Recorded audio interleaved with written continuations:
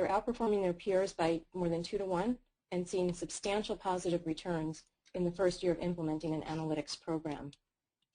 When we look at the human resources function, however, we're seeing that HR is much earlier in the analytics journey.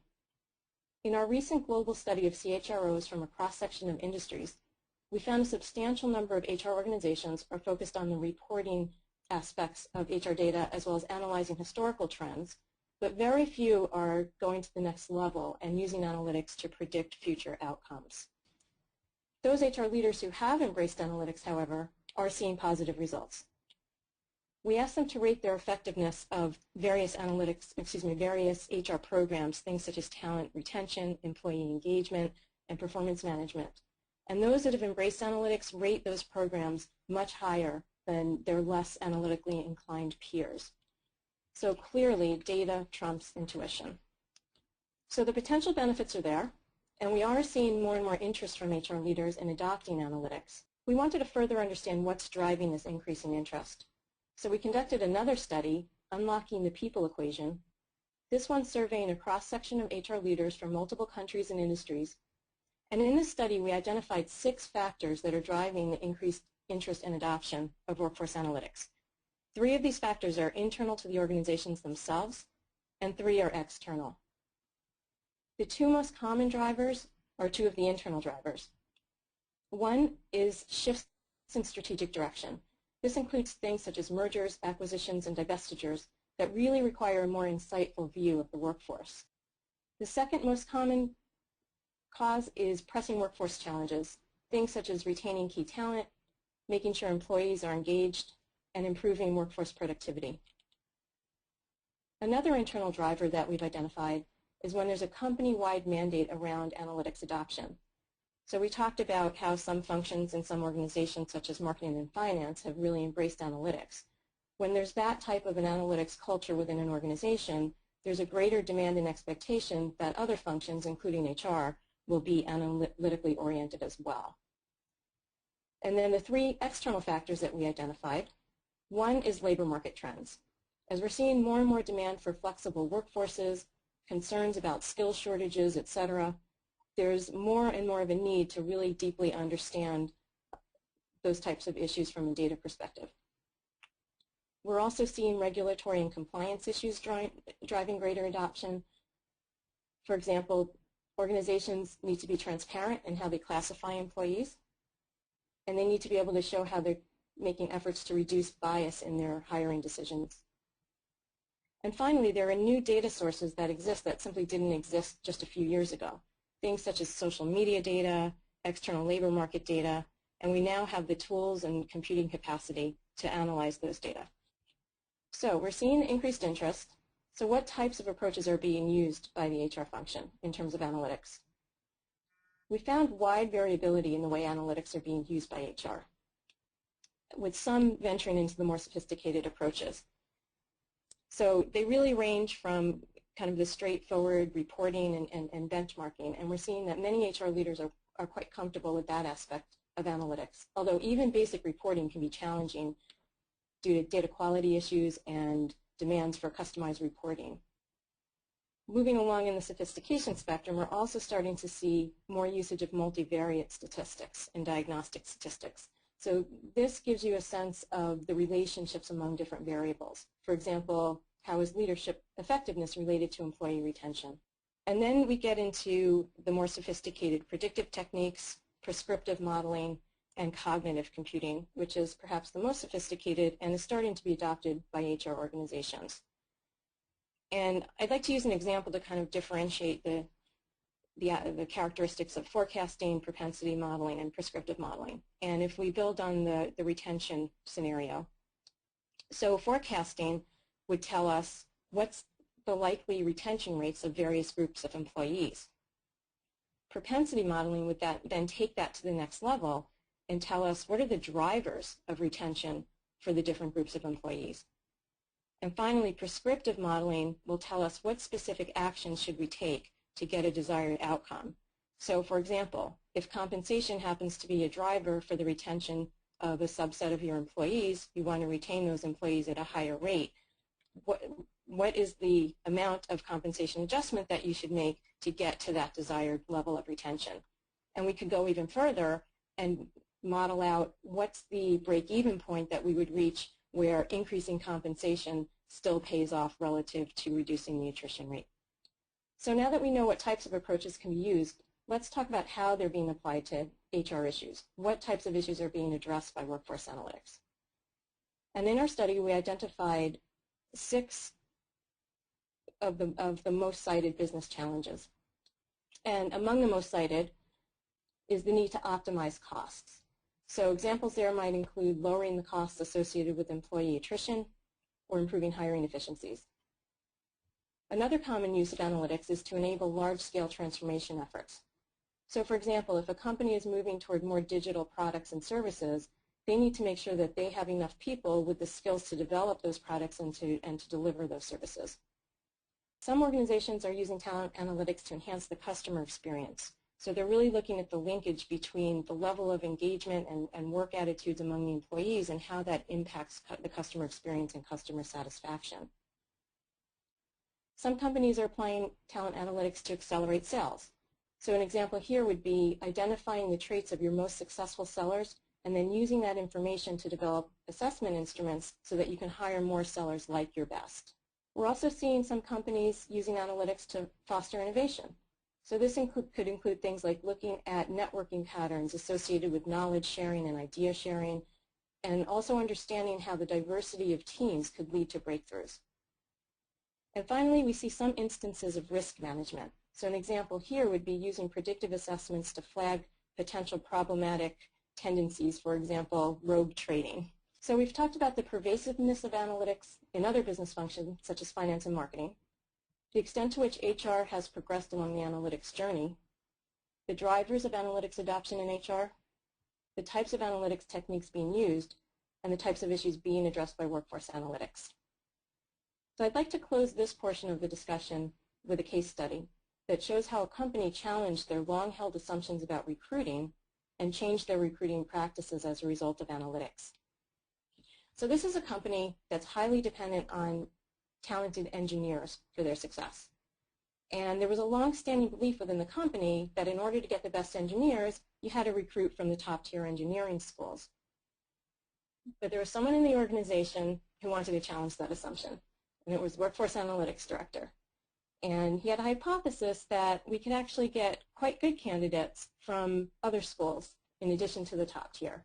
And so he conducted a study to compare the results of candidates from top-tier schools with those of other schools. And he actually confirmed his hypothesis that the top-tier candidates were rated no higher than the candidates from other schools. And the candidates from non-traditional backgrounds turned out to be among the best performers and tended to stay with the company longer. As a result, the company changed its sourcing practices very much to its benefit. And this would not have happened without data and analytics to back up this dramatic shift. And with that, I'd like to turn it over to Jonathan. Sherry, thank you very much. And let me introduce myself. I know Helena did it earlier, but I'm Jonathan Ferrell, and I lead our analytics Smarter Workforce practice in IBM. It's a pleasure to be talking with you all on this webinar, and I hope there'll be some questions at the end. Let me just recap a little bit based on my own experience. During 2010, 11, and 12, I led IBM's internal HR analytics practice across the globe. So multiple countries.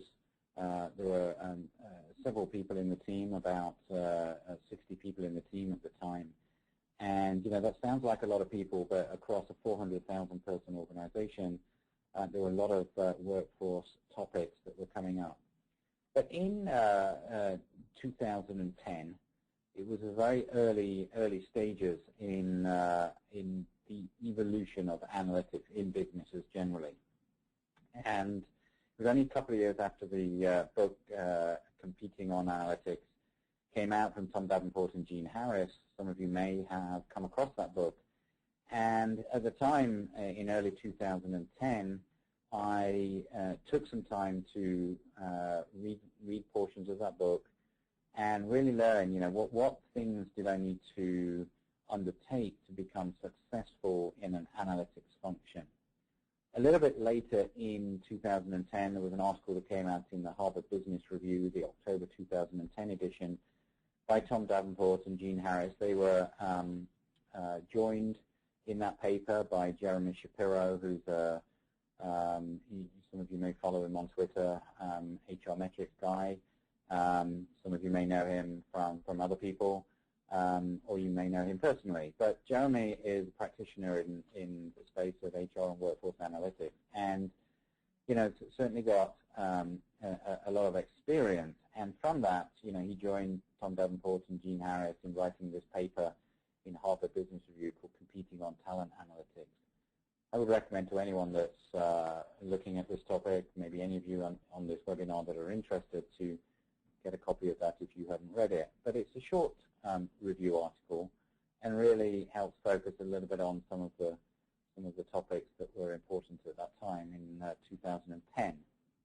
Let's fast forward 5 years to today, and really, I together with Sherry, have looked at the topic of analytics in helping clients, and really wanted to bring together the expertise of some very prominent people in the analytics arena in workforce and HR, and that's effectively how this study came to fruition. So across the 40-plus people, through very extensive structured interviewing and qualitative analysis, the insights that Sherry has just shared, along with insights that came from our Chief Human Resource Officer study and some other sources, we've assembled this material. But essentially what I was really looking for back in 2010 was a quick, short guide to how should I go about setting up a workforce analytics organization, and how will I know if I've been successful. And in this second half of this webinar, that's the topic that I'm going to cover really over a few pages. What exactly are the capabilities, the skills, the aspects of an organization should I focus on? What are some of the pitfalls to avoid? What are some of the things that I should maybe be looking at further down the path? What might the first 100 days actually look like if I'm starting off on this journey of building an analytics function? And then a little bit about future technologies, future data sources, and future ways in which the area of workforce analytics is going to be changing. Let me start focusing on the topic of the capabilities needed. In this study where we focused on 40 very deep qualitative interviews and analysis from experts in workforce analytics, the research showed that there were 8 aspects overall, organizationally, that are really needed to ensure that workforce analytics is successful. 4 of these are very important and came out in the majority of occasions from those conversations and that qualitative analysis. I'm going to talk about those 4 in particular. First was around the understanding and building of skills and capabilities. So the actual people in the team, in the workforce analytics team, or indeed those organizations that you might need to think about to supplement those skills.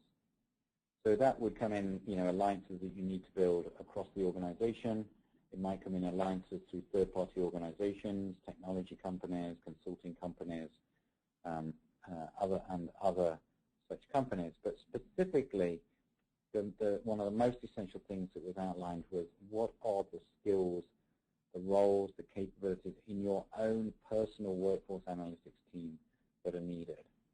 Focusing on, and the things that come up, the very trendy phrase today of data scientists, which 5 years ago was certainly not that well articulated, but data scientists, behavioral psychologists, consultants, technologists, and HR practitioners. They typically are the 5 roles and skills that people highlight are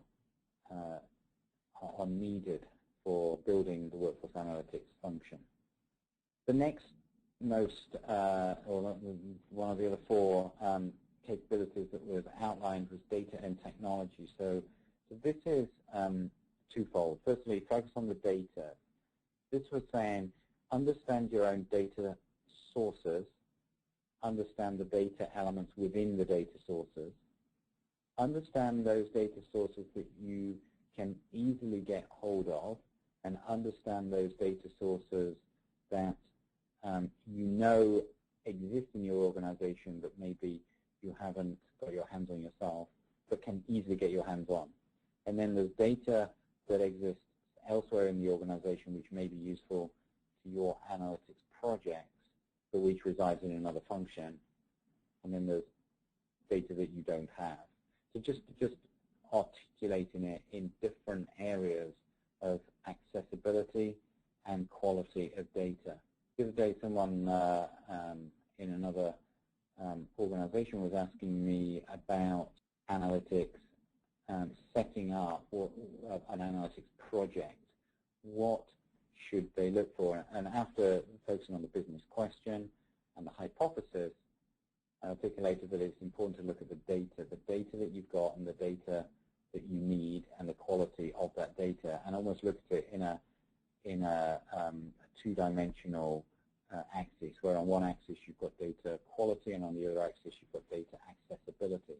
And ideally, you know, the best sorts of projects are those where you've got high quality data coming from easily accessible data sources, but you may also have the need to get high quality data from other sources that are low in access. You know, they may reside in another function in the organization, or indeed you may have partners elsewhere in the organization that you know can get hold of different data sources. For example, financial data, supply chain data, manufacturing data, etc., which might help you do workforce analyses to prove return in investment. The area that I avoid in this conversation with this person said to avoid is where you're going to really spend a lot of time getting data that is not very accessible, or you know, might be difficult to extract from various systems, etc. But also where the quality of that data is a little bit suspect. I've seen many people do projects where they really try and get hold of data because someone very senior or someone very important has said, I really need this project. And then you find that the project is undermined because the quality of the data is hard to get hold of, and the quality, the data itself is hard to get hold of, and the quality of the data itself is a little bit suspect. And that clearly is an important facet. And it might sound very straightforward, but I have seen many people head off to organize workforce analytics projects without really considering the data, the quality, and the accessibility. When it comes to technology, this is looking at, what technology have you got today, and what technology might you need to be successful in, say, 1, 2, 3, 4, 5 years' time.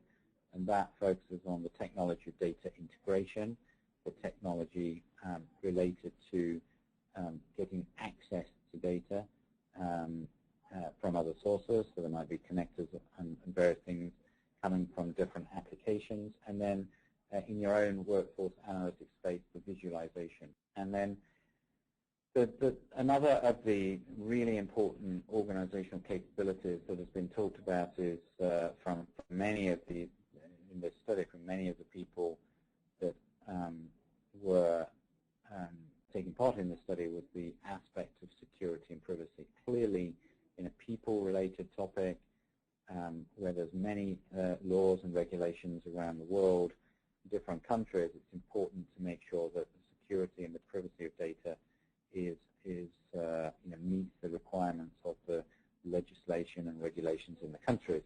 And of course, again, this might sound very, very obvious, but the other side of this is, understand what is regulation, what is legislation,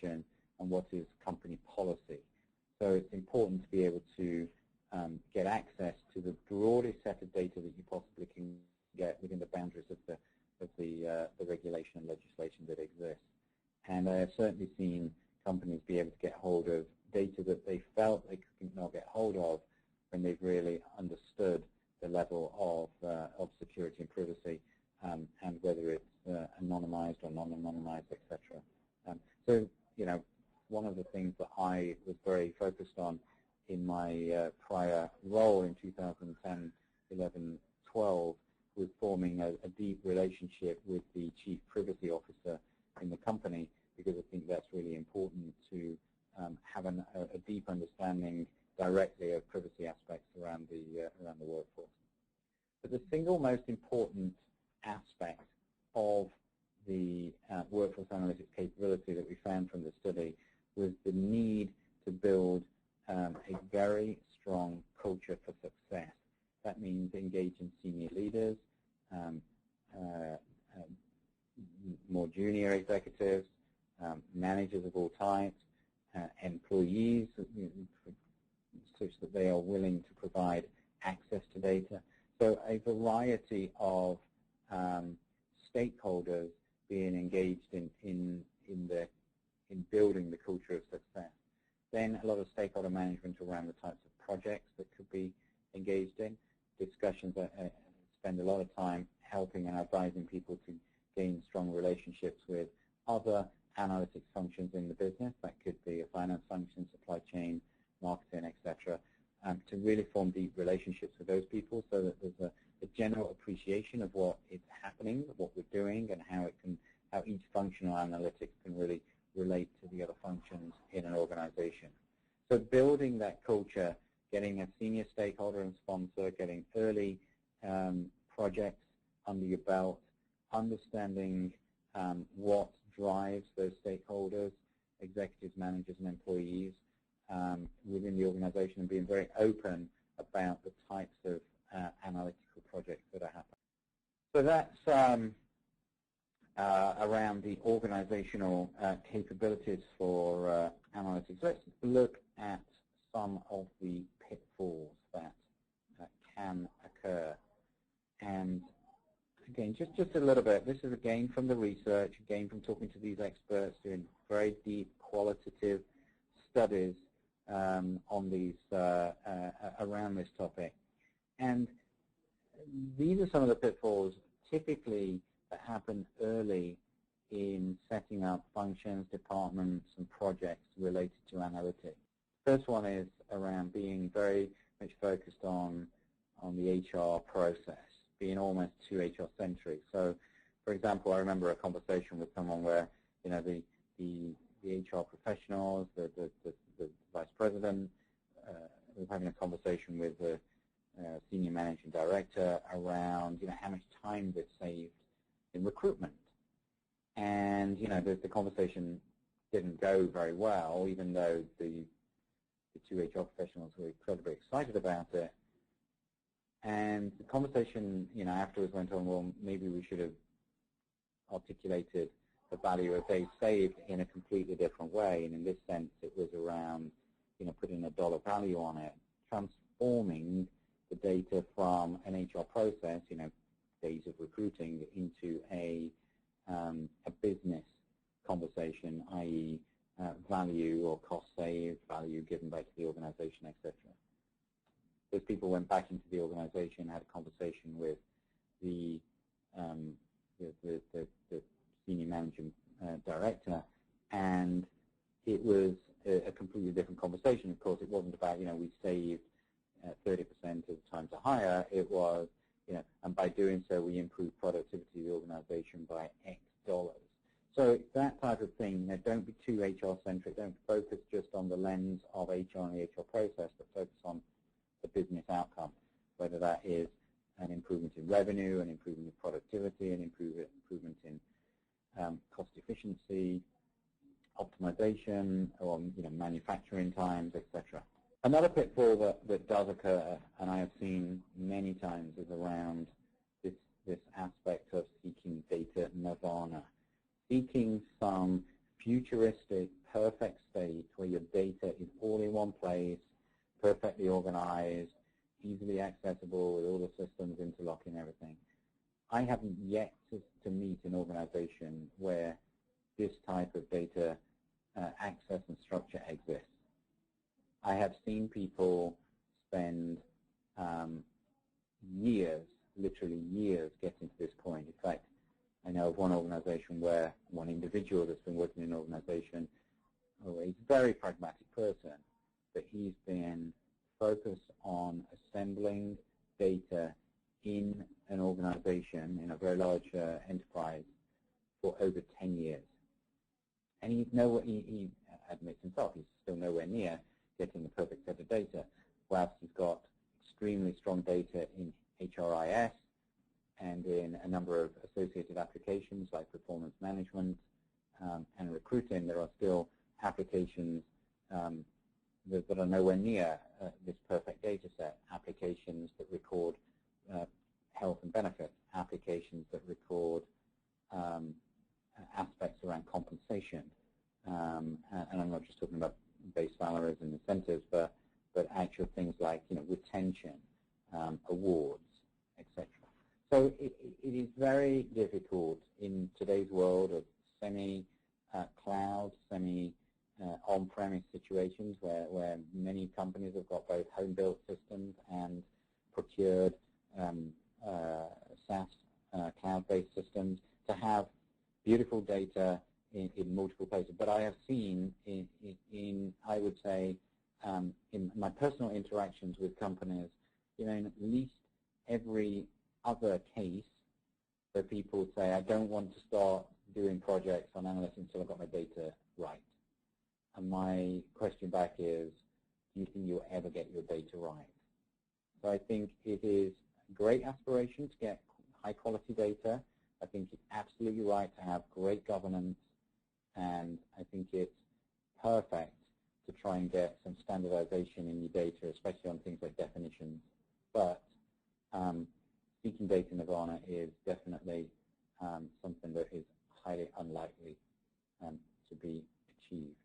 Judgment. So what we mean by this is, for years, managers and executives and employees have made decisions based on anecdotes, years of experience, the wisdom that they build up. What analytics, workforce analytics in a quantitative manner does, that we're really talking about here, is add to the tool set of a manager or an executive. So it adds additional insight from fact-based, often statistical analysis, fact-based historical data, fact-based predictive assumptions, and it allows those to be given to a manager or an executive or an HR professional or whoever to add to what they already know. They already know a lot of things because they've got a lot of experience. They already know things because people have told them stuff. They've got qualitative assessments that they've done. Maybe they've been in conversations, etc. All of that is important and forms a rich, rich depth to what they know about the particular subject. Analytics, in terms of pure mathematical workforce analytics, should not come along, create some great algorithm, produce a heap of suggestions that are then taken as the solution without considering the business environment, the particular market space that you're in, at that particular day, week, month, quarter, or year that you're in, the particular labor market conditions that you've got in a particular country, maybe the particular environment of the leadership in that country and how they make decisions, and maybe what the Works Councils or the European bodies or the different unions, what their involvement may be in any decisions and changes that might happen. So analytics should be an addition to existing insight that comes from years of experience and judgment. There is one other aspect, a pitfall to avoid early on in building analytics, and that's around the confidence of data. I was talking to one particular company about this topic of data stewardship, and it was around it's going to be really hard for this company at this point in time. This was about 18 months ago, that this company wanted to really put more investment in workforce analytics, but there was a fundamental disagreement between two business functions, finance and HR in this case, around the definition of an FTE, full-time equivalent. And it was important from a data integrity point of view to make sure that that aspect was discussed and resolved first, because none of the other aspects of the analytics project could be quantified in terms of number of man days, number of people hours, number of dollars saved, etc., until the true definition of, well, what do you mean by a person, a full-time equivalent, or whatever. So there's some element of integrity in data that has to be undertaken before analytics can be really, truly taken on in the organization culturally, and it's important not to ignore that. Let's look at some of the other things, though, later down. Additional guidelines to sort of, as you get a little bit more confident, maybe you're in the middle of some of these projects, maybe you're actually already set up and avoided many of those pitfalls and got through them, then you come to these things, which I think is the real crux of, this is real, where the real rubber hits the road on the workforce analytics. Linking to the overall business strategy, it's important as you choose, select, qualify, and validate the projects, the predictive models that you want to undertake, the business dashboards that you want to build, etc., that it's all linked to the overall business strategy. This is the opposite of not being too HR-centric. This is absolutely being very focused on the business goals and strategy that your organization has and is aiming to achieve. If you can address this, if you can work towards that, it is certainly going to make your analytical efforts much more valid, much more appreciated, and frankly, much more relevant. Taking actions. This is very simple. You do a project, you get asked to solve something, asked for some information, some historical background, build a hugely complicated predictive model, or whatever it is that you're being asked to do, and then nothing happens. Nothing happens often because of a couple of reasons. One is the story of the analytics exercise has not been explained. So people don't appreciate the complexity, the extent, the way that analytical methods have been used, and how that means something to the business. The story has not been told in a business context of what it actually means.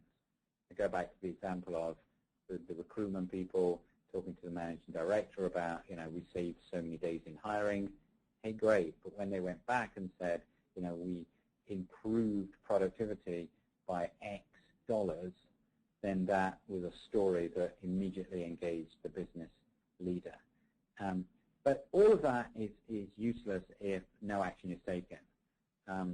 So, in that case of recruitment, so therefore, what does it mean in terms of helping business executives and managers recruit differently? What does it mean in terms of embedding new actions around speed to recruitment? What does it mean in terms of quantifying and changing the goals, the business sales goals, the revenue goals of the business, because now we can actually get better productivity and actually change the business metrics.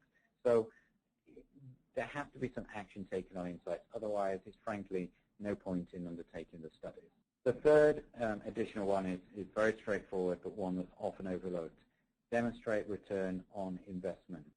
I am a true believer in analytics projects, but if you cannot demonstrate a return on investment in some form of numerical way, it is unlikely that the project will be ever really taken seriously, embedded in the organization, action taken on it, and therefore no change will happen.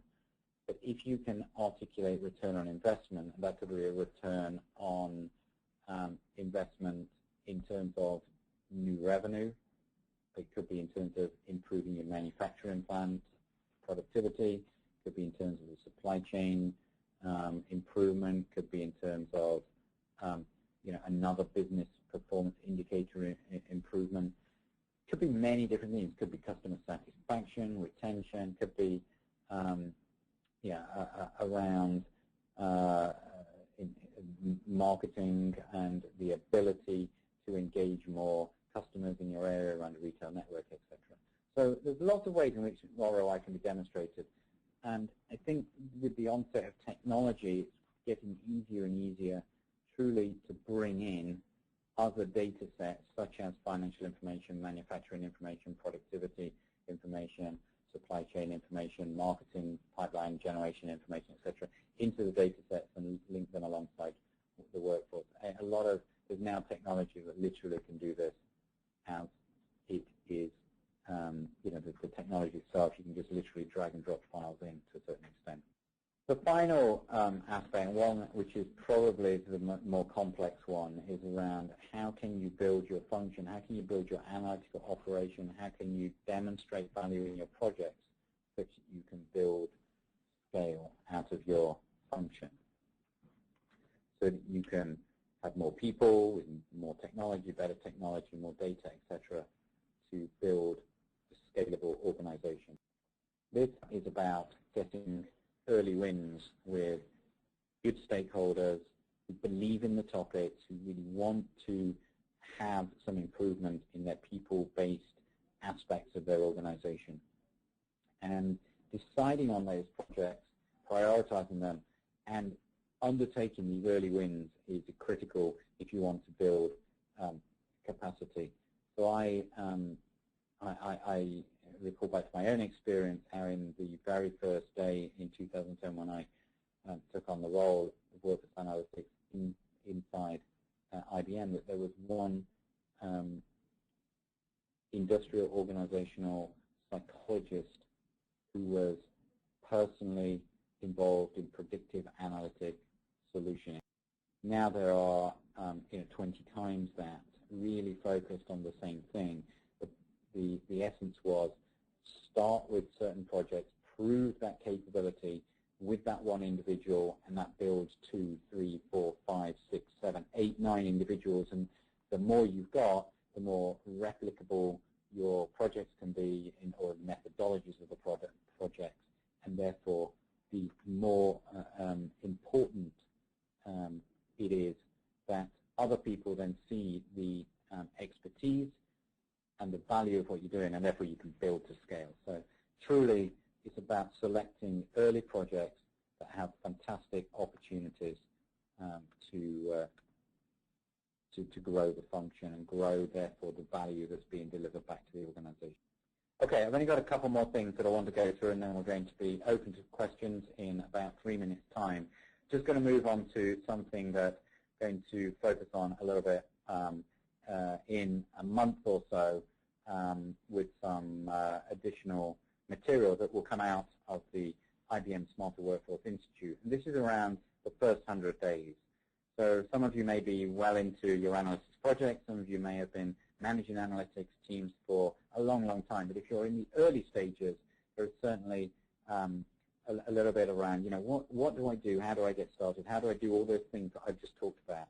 So the first 100 days actually really started articulating what are the phases. So the first 30 days or so is about direction setting, articulating objectives, clarifying the governance around selection of projects, how you do data governance, stewardship, etc., and then identifying a sponsor for this quick win. Next 30 days or so, selecting tools, data, technology, and third-party support. So I talked a lot about data before, quality of data, accessibility, identifying the technology that you've got and that you may need for both integration, for applications, and visualization. And thirdly, around, do you need to form partnerships with third parties? That could be an alliance internally, could be an external third party, someone that might be a technology partner, a consulting partner, might just be someone in your marketing function, but some aspect of third-party support. And then in your final 30 days or so, it's about growing the capability in your team, so it's the actual team skills that you've got. Then your business skills, the think, prepare, present your business plan. And then it's around, how do I ensure that the analytics projects, as they are undertaken, whether that's as simple as creating a dashboard or whether it's as complicated as doing the most complex predictive and prescriptive modeling, whatever it is, how can you evaluate success? Analyze it, make sure that there's an intervention in the organization and evaluate the success of your project. That's a sort of summary of the first 100 days, but in a few weeks we'll come out with a paper to describe some of this, which will help people in the early stages of an analytics organization. And then let's just in the last 1 minute, I'm just going to move forward into some exciting areas and why I believe that workforce analytics is going to be a critical component, a really, really critical part of the future of businesses. Because as we build out analytics capability, there are some new emerging technologies that are truly coming into the world, many of these in the consumer space already, and they are indicating that if we can analyze this data as well, there are truly some outstanding places that we can make a difference. Social analytics, the understanding, the use, the analysis of social media, both external and internal to a company, and what that says about your workforce. Could be from an engagement point of view, could be about links to consumers, could be purely about change management and who the influencers are in an organization. Integrating external labor market analytics together with your workforce analytics, this is about bringing in factors like GDP, unemployment, World Health Index, unemployment, inflation rates, etc. All of these data facts that exist already in the world, and you can get them off the internet. You can look at them through the lens of your workforce in the different countries, or the different geographies, different locations, different cities. Then it can help you building up a different type of picture of your workforce. Neuroscience, the use of neuroscience to better understand employee attitude, a growing area. There'll be lots of data. I think be aware of it because it will change the way in which analytics is looked at. And then sensor analytics, just understand what sensors are used for to collect thousands, millions of data points about where people are, what desks are being used, what's the foot traffic in an office, who's using what applications in sensing on a software. Imagine the scenario that you walk into a building in the morning, you've got a sensor on your smartphone, and it immediately tells you that your 5 of your 50 most regular email contacts are in the building, and it suggests a desk that you can work at, which is actually right next to those people. That type of sensor analytics could become very, very important. But right today, cognitive analytics on the last page is something that we can look at already today. Cognitive workforce analytics is about technology undertaking some of the human skills that have already existed and learns data as it goes along. So cognitive workforce analytics is some technology, for example, IBM's Talent Insights, IBM Connected Talent Insights, actually undertakes statistical correlations of massive data sets in literally seconds, where that used to be done by statisticians and behavioral psychologists. It's not going to replace that in its entirety, but it's certainly going to speed up the way in which predictive analysis can be undertaken, by which exploration of data can be undertaken using normal Google-style search fields and common human language. And it's using all this to create a link between natural language, machines that learn and can do massive computer analysis quickly in an advanced computing fashion. Anyway, Sherry and I have taken you through the journey of and some insights around what workforce analytics is, how it's been used, and how you can establish yourself in the function. And now I'm going to turn it back to my colleagues, and we can take some questions.